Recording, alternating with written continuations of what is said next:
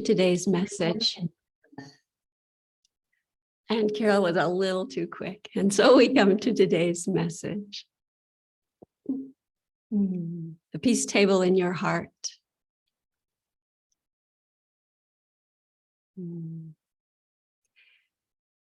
I have been following Buddhist practices for a little over 20 years.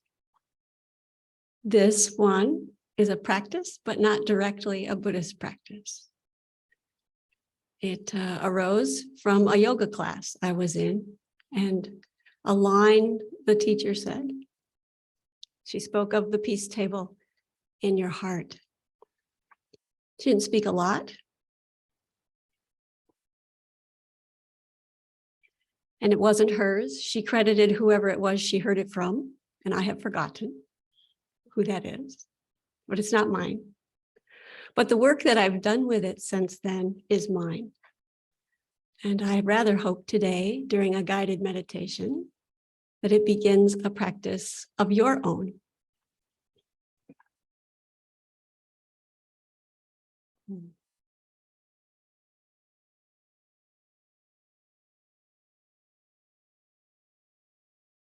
I'll invite the bell, and then I will guide us together through a meditative exercise. And when that portion is done, I'll invite the bell again. And then I'll speak a little bit about how this practice has impacted my life. So please find yourself a comfortable position, whatever that is. Something that allows your chest to open enough that you can breathe easily. Give some room to your lungs and some room to your heart. I love the expression dignified, yet relaxed, relaxed. We probably don't have peace if we're not relaxed. We can rest in the love, rest in the peace. I'll invite the bell.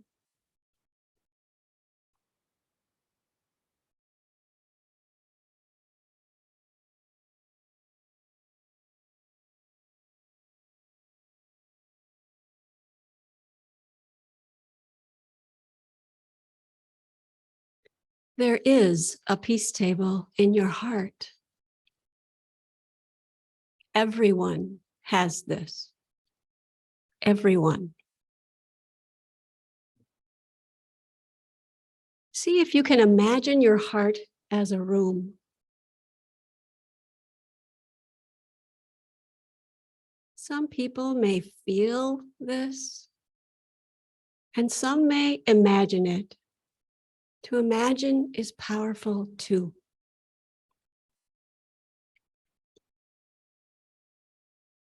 The room of your heart can look any way you like.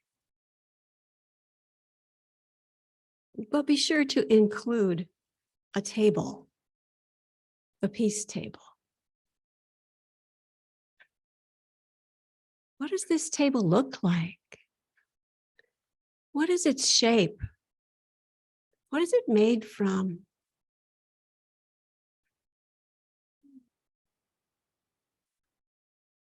How tall is it? Does it have a color? This is your peace table. Whatever comes up in your mind, in your heart, in your imagination is exactly right.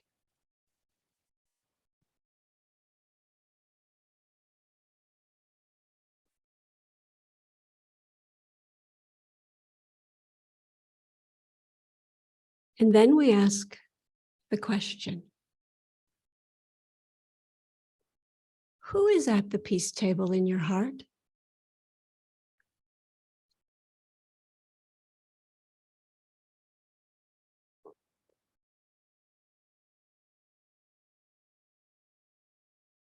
It's a very important question.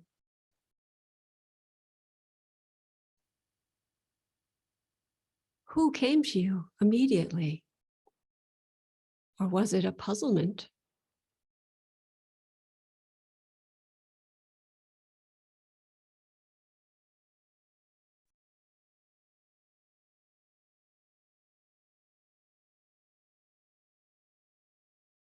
Whoever comes to your peace table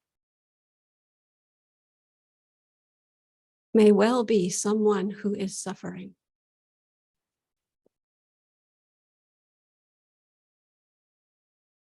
Whoever is there needs to be there.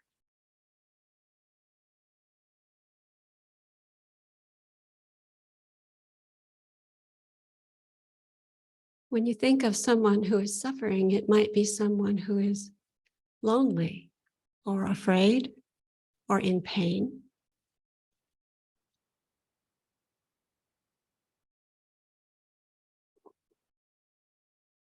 I invite you to widen your idea about suffering to include those who are angry.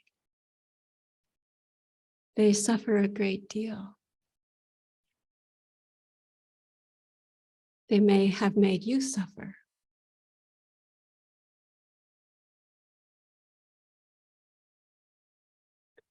Whoever is there might be someone in your family. It might be a neighbor or a friend.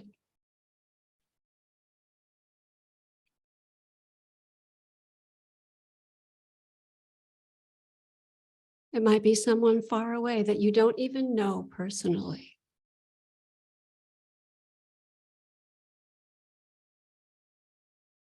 It might be yourself.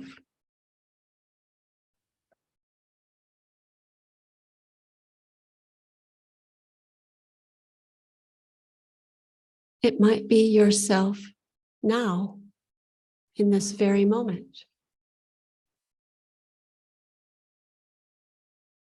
Or when you were a small child.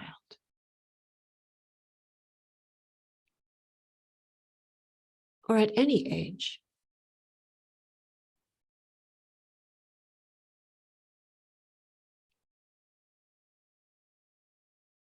Your peace table may have one person there,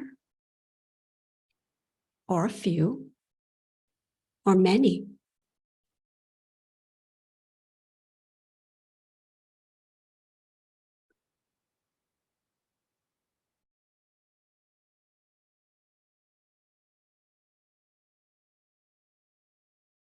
And besides those who suffer, you can invite a wise one to sit at the peace table too.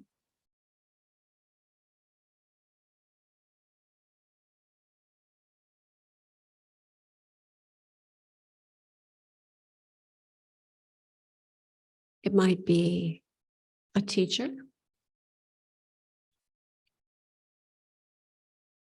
might be the Buddha, might be an angel.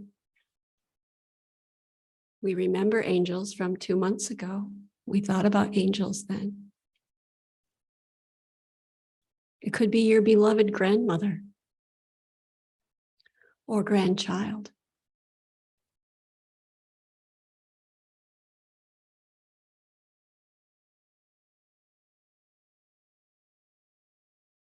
It can be really useful to have someone who is suffering at the table and someone who is wiser, more at peace at the table at the same time.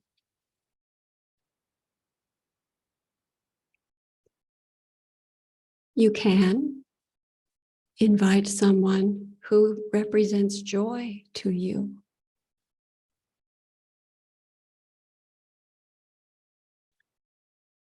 This being doesn't need to be human even. Could be an animal.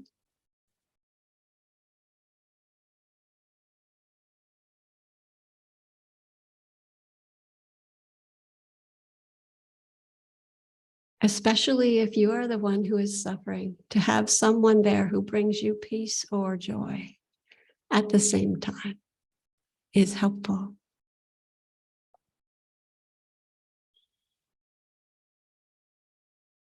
When you see the peace table in your heart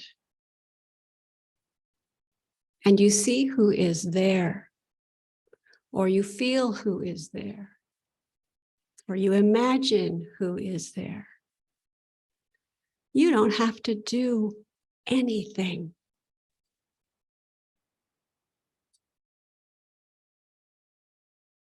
You just ask the question, who is at the peace table in your heart?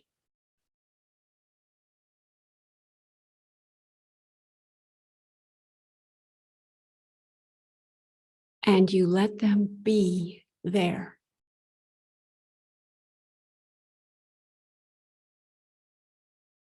For as long as they need to be there.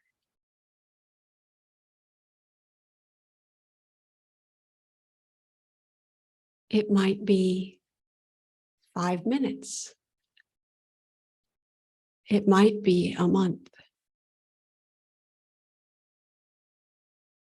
You can check anytime who is at the peace table of your heart.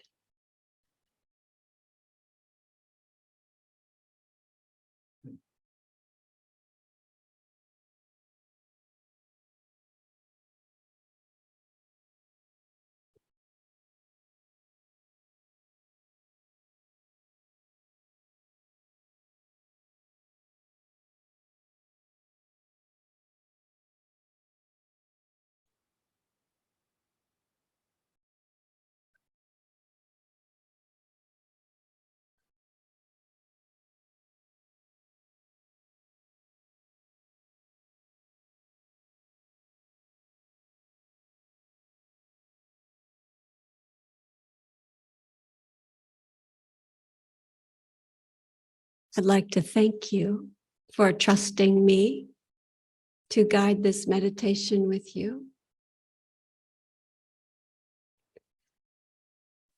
I don't even know how long I've been practicing with this, maybe 10 years. Every morning,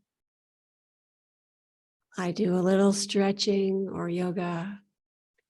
I spend some time sitting in meditation, and I end my meditation checking in with the peace table in my heart.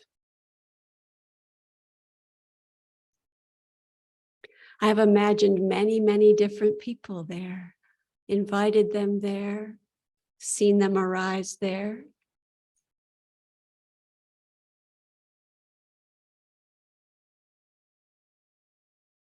I do believe on some level that the people who have been at this peace table have been helped.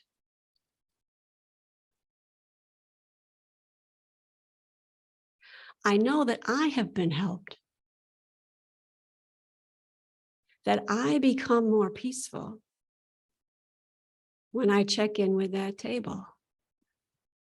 There have been people who have had a lot of pain, emotional pain usually.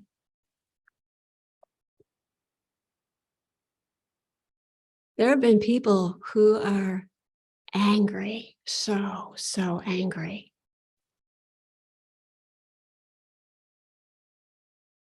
I don't do anything. I just invite them to the table. I let the peace table do the work.